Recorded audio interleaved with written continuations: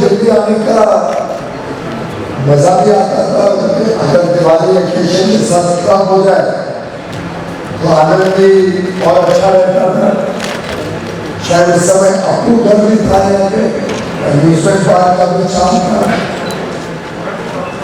खाने पीने का भी दिल्ली की परोठे वाली गली में जाने का इतना मौका नहीं मिलता था, पर सब कुछ यहाँ पे उपलब्ध होता था। परंपरा चलती आ रही है। एक वर्ष कोविड का अगर छोड़ दे तो लगभग कंटिन्यूअसली ये ट्रेड फेयर देश की एक शान के रूप में उभरा है। तो सभी राज्य सरकारों को जो फोकस या पार्टनर स्टेट्स हैं, जो बाकी सरकारें, कंपनियां, निजी क्षेत्र की हो, सरकारी हो, और बाकी एग्जीबिटर सभी को बधाई देता हूं। इतना विशाल आयोजन IITF के 41st फेयर का इस वर्ष किया गया है। हमारे लिए सौभाग्य की बात है कि पुराने वेन्यू के साथ साथ ये नए हॉल नंबर 2 to 5 जिसका उद्घाटन हमारे प्रधानमंत्री जी ने पिछले वर्ष किया, ये भी अब हमारे पास उपलब्ध है, तो विशालता और बढ़ गई है। अगले वर्ष के फेयर में तो हॉल नंबर 1 और 6 दो बड़े हॉल्स और आज शुरू हो जाएंगे। ये फेयर और अधिक बड़े स्वरूप में देश और दुनिया के लिए उपलब्ध होगा। मैं समझता हूँ चाहे वो व्यापार हो, चाहे पर्यटन हो, चाहे देश की असीम संभावनाएं विश्व पटल पर रखने की मौका हो, और यह हमारे देश की विविधताओं को दिखाने का एक प्लेटफॉर्म हो। इन सब चीजों को देखें तो IITF का अपना एक बहुत महत्वपूर्ण रोल है भारत के भविष्य में, भारत के अमृत काल में, जब हम देश को एक विकसित देश बनाने के लिए, एक समृद्ध देश बनाने के लिए सभी कर्तव्य भाव से निकल पड़े। मैं मानता हूं कि आगे आने वाले दिनों में लगातार फेयर्स की, एग्जीबिशन की श्रृंखला चलती रहेगी। इसके कुछ थोड़े बहुत सुझाव जिसके लिए मैं चाहूंगा कि थोड़ा इंडस्ट्री या पार्टिसिपेंट्स या स्टेट्स भी थोड़ा फीडबैक दें। एक तो देश इतना बड़ा हो गया है, देश की कैपेबिलिटीज इतनी बड़ी हो गई है, इतनी विराट हो गई है कि हम सोच सकते हैं कि क्या ये एनुअल फेयर है या साल में हम 2 बार, खासतौर पर क्योंकि गर्मी की छुट्टियों में कई लोग घूमने फिरने निकलते हैं और नॉर्थ इंडिया आने के लिए दिल्ली होते हुए जाते हैं। हमें विचार करें कि अगर मई के महीने में या मई जून के महीने में एक और है जिसमें ज्यादा हम हमारे स्टार्टअप्स को, हमारे महिला उद्योजकों को, हमारे मध्यम वर्गी या छोटे लघु और सूक्ष्म उद्योग को और अधिकांश व्यापार जगत से जुड़े हुई संस्थाओं को जोड़कर क्या एक स्वदेशी फेयर हो सकता है, एक स्वदेशी ताकत दिखाने का। इस फेयर की भी में local, be vocal for local and local goes global ताकत बड़े रूप में, और उसको व्यापार और उद्योग के क्षेत्र में ही अधिकांश सीमित करते हैं, और उसमें सर्विस सेक्टर भी जोड़ सकते हैं, चाहे टूरिज्म हो, चाहे हमारी IT इंडस्ट्री हो, जिसका बड़ा अच्छा प्रभाव देश और दुनिया में रहा है। हम एक कोशिश करें कि सेकंड इतना ही मिला एनुअल फेयर, जिसकी थीम भारत के आत्मनिर्भरता के ऊपर, भारत की स्वदेशी ताकत के ऊपर और भारत की गुणवत्ता के ऊपर हम रखें और उसमें कोशिश करें कि नए लोग जिनको कई बार मौका नहीं मिलता है कि बड़े बड़े फेयर्स में पहुंचने का, उनको भी उन फेयर्स में संभावनाएं मिले। मैं चाहूंगा उसको चाहे नो प्रॉफिट नो लॉस में करें, चाहे उसके हम जो पार्टिसिपेंट्स की फीस है वो भी बहुत कम रखें, जिससे अधिक से अधिक देश के कोने कोने से लोगों को आके अपनी चीजें बताने का मौका मिले और दुनिया को भी देश के उभरते हुए नई ताकत का एक झलक देखने को मिले। उसमें मुझे लगता है और शायद आगे चल के सभी फेयर्स में ये भी एक सोचा जाए कि क्या हम डिजिटल पेमेंट्स को कंपल्सरी कर सकते हैं। आज भारत की डिजिटल पेमेंट्स फिनटेक अपने आप में विश्व स्तरीय ताकत बन गई है। पिछले महीने 600 करोड़ डिजिटल पेमेंट के ट्रांजैक्शन भारत में, पिछले 7 वर्ष का आंकड़ा देखे तो लगभग 4.5-5 हजार करोड़ डिजिटल पेमेंट्स की भारत ने एक रिकॉर्ड बनाया जो विश्व में आज तक कोई देश नहीं। हम यहाँ पर की बात डिजिटल पेमेंट्स को कंपल्सरी किया और उसमें अगर कोई व्यक्ति के पास कोई ना कोई पेमेंट ऐप नहीं है तो पेमेंट ऐप की कंपनीज को भी ज्यादा फैक्ट शुरू होकर वहीं पे अपनी डिस्प्ले या अपने आउटलेट लगाने का मौका दें, जो लोगों को एनकरेज करें। स्टेट बैंक हो, बैंक ऑफ बड़ौदा हो, निजी क्षेत्र की फिनटेक कंपनी हो, सबको भी यहाँ पे आके अपना नेटवर्क कनेक्ट न्यू पीपल, चाहे वो फोन पे कनेक्ट हो, चाहे वो डेबिट कार्ड नहीं, क्रेडिट कार्ड नहीं, जिस तरीके से कैश पे करके भी एक प्रकार से कार्ड लेके कल्चर और बने के डिजिटल पेमेंट भी पूरे फेयर में चाहिए। इसके होने का एक और लाभ मुझे आगे चल के दिखता है कि कभी न कभी हम पार्टिसिपेशन फी कम करके रेवेन्यू शेयर मॉडल पे भी जा सकते हैं।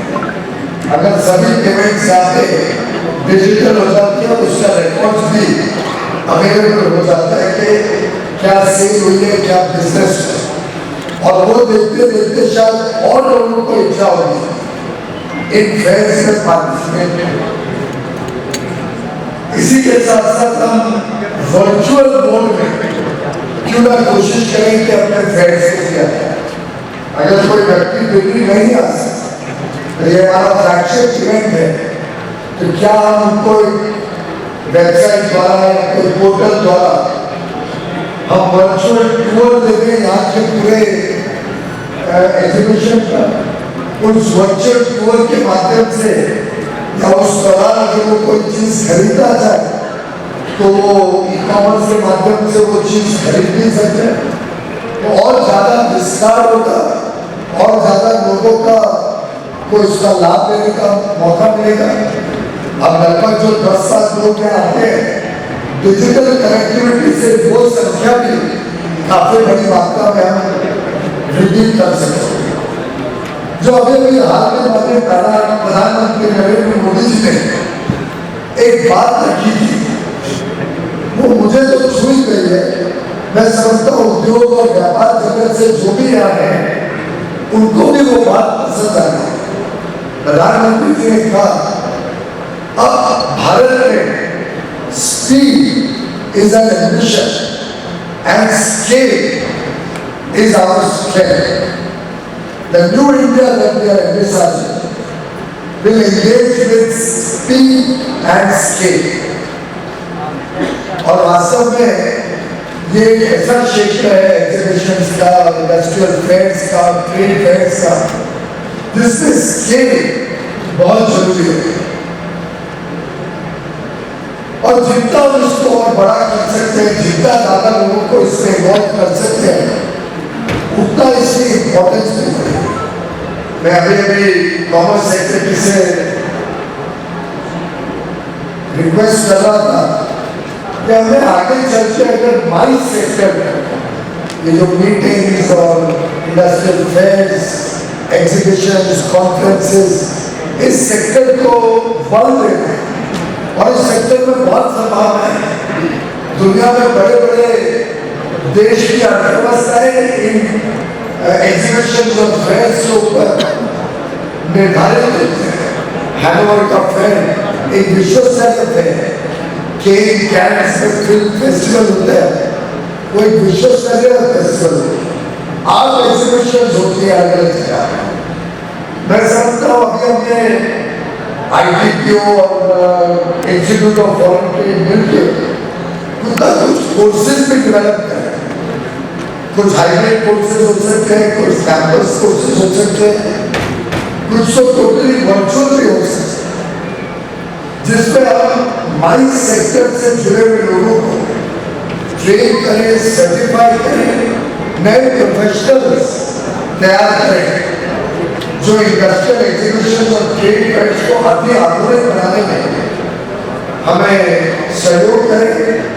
हमारे भी फेयर्स कैसे अंतर्राष्ट्रीय स्तर पर बने, हमारे डिस्प्लेस कैसे और अट्रैक्टिव बने, डिजाइन में क्या असर है, किस प्रकार से और अट्रैक्टिव होगा लोगों को इन फेयर्स में आना, चाहे वो बिजनेस के लोग हो, चाहे वो आम जनता हो, सभी को अट्रैक्ट करने के लिए मुझे लगता है कि गुणवत्ता पे और प्रोफेशनलिज्म पे हमें जोर देना चाहिए। इसी प्रकार से थोड़ा आगे के फेयर्स, खासतौर पर जो इतने बढ़िया प्रकल्प पे होते हैं, इससे हमें हाई क्वालिटी प्रोडक्ट्स ही डिस्प्ले। अगर कोई सवाल हमें लगे कि अच्छी क्वालिटी भारत का ना देखने को मिलेगा, ये कुछ सुझाव मेरे मन में थे। एक अच्छी बात भी रखी गई कि पूरे डिसेंट्रलाइज ट्रेड फेयर्स अधिक होने चाहिए, जिससे लोकल इंडस्ट्री को प्रोत्साहन दे सके। मैं समझता हूँ जो राज्य सरकार ITPO को अप्रोच करती है, हमें अपनी ताकत में लगानी चाहिए और राज्य सरकार या उनकी जो भी संस्था है उसके साथ मिलकर हमने लोकलाइज फेयर या तो वहाँ के फेस्टिवल्स के साथ या वहाँ के पर्यटन क्षेत्रों के साथ जोड़कर करने की कोशिश करनी चाहिए। जैसे मुझे लगता है गोवा में तो म्यूजिक फेस्टिवल होता है दिसंबर क्रिसमस के आसपास, वैसे ही अगर अयोध्या में, अयोध्या के पास अगर कोई अच्छा फेयर बनता है, फॉर्मल फेयर बन सकता है रामनवमी के दिनों में या दिवाली के दिनों में, तो मुझे लगता है कि एक अच्छा अट्रैक्टिव डेस्टिनेशन बन जाएगा। टूरिस्ट जो वहाँ जाते हैं, जो धार्मिक पर्यटक भी जाते हैं, उनको भी एक आउटिंग भी अच्छी होगी। हमारे हैंडीक्राफ्ट, हैंडलूम्स, इन क्षेत्रों को भी कुछ बल मिलेगा। इस प्रकार से इस सेक्टर को डिसेंट्रलाइज करके देश भर में हम फेयर्स की श्रृंखला भी बढ़ाएं और मॉडर्नाइज भी करने की कोशिश करें, जिसमें नए नए टेक्नोलॉजीज को यूज करके अच्छी डिजाइन, अच्छी पैकेजिंग, बिल्कुल actually service provide to all those who are participating in your fair. आप NIT के साथ टाइप करिए, इंस्टीट्यूट ऑफ पैकेजिंग के साथ टाइप करिए कि वो अपने स्टूडेंट्स को प्रैक्टिकल ट्रेनिंग के लिए ऐसे फेयर्स में भेजें और जो लोग यहाँ डिस्प्ले कर रहे हैं, जो पार्टिसिपेट कर रहे हैं, उनको हेल्प करें कि वो लोग भी अपनी चीज़ों का पैकेजिंग कैसे सुधारें, वो लोग अपना डिजाइन में कुछ सुधार करके वैल्यू एडिशन कर सकते हैं। ऐसे करके मुझे लगता है पूरे ट्रेड फेयर या इंडस्ट्रियल एग्जीबिशन के इकोसिस्टम को अब हमें गति भी देनी चाहिए और शक्ति भी देनी चाहिए। और गति शक्ति सामने आने के वजह से प्रधानमंत्री गति शक्ति जो नेशनल मास्टर प्लान है उसका भी उपयोग हमें करना है। एक पैन इंडिया मैपिंग हो कि किधर कब किस चीज का फेयर हो, so that at A class देश की जनता को ध्यान में हो कि कौन सी चीज कब कहाँ पे प्रदर्शन होगा, उसमें जिन लोगों को उसमें पार्टिसिपेट करना है या जिनको विजिट करना है, दोनों को आसान हो जाएगा और आपकी प्लानिंग भी और सुधर सकेगी कि देश के कोने कोने तक इस प्रकार से लिखे जा सके और इसका काम बढ़ा सके। ये कुछ सुझाव मेरे सामने थे। मैं बधाई दूंगा देश के उद्योग जगत को, देश के व्यापारियों को और देश के सभी सरकारों को, मीडिया के बंधुओं को, देशवासियों को, जिनके सबके सामूहिक प्रयास अंतर्राष्ट्रीय तकलीफ बहुत गहरी होने के बावजूद भारत तेजी से प्रगति कर रहा है और प्रगति के कतार में हम आज खड़े हुए सेलिब्रेट कर सकते हैं कि एक तरफ दुनिया तकलीफों के दौर में उलझी हुई है, उसी तरह दूसरी तरफ भारत आज भी विश्व की सबसे तेज गति से बढ़ती हुई अर्थव्यवस्था के रूप में देश और दुनिया की सेवा कर रहे हैं। आज भी देश में जो मूड है वो बड़ा पॉजिटिव है। आज भी देश की सामान्य जनता एक उज्जवल भविष्य अपने सामने देखती है और जिस प्रकार से पूरा देश एकजुट होकर आने वाले अमृत काल में अगले 25 वर्षों में मिलकर जो अभी भरपूर वक्ता ने कहा cooperative federalism and competitive federalism, ये दोनों को मद्देनजर रखते हुए कॉम्पिटिशन जो सबके बीच है, चाहे राज्य सरकारें हो, चाहे व्यापारी हो, चाहे उद्योजक हो या उद्योग जगत के लोग, कॉम्पिटिशन होने में कोई बुरा नहीं, पर साथ में काम करने का भी हम प्रयास करें, कंपीट भी करें, कोलैबोरेट भी करें और मिलकर कर्तव्य भावना से इस देश को तेज गति से आगे लेके जाए। जो 2047 में जब 100 वर्ष पूरे होंगे भारत की आजादी के, तब निश्चित रूप में भारत एक विकसित देश के रूप में उभरेगा। $31 ट्रिलियन से अधिक अर्थव्यवस्था जीडीपी को लेके हम पूरी दुनिया की अर्थव्यवस्था को और तेज गति से बढ़ने के लिए एक इंजन का काम करेंगे। India will be the growth engine of the world. India, which is today the bright spot amongst global economies, will certainly shed light for the future pathway to progress and prosperity. बहुत बहुत धन्यवाद, शुभकामनाएं। I love my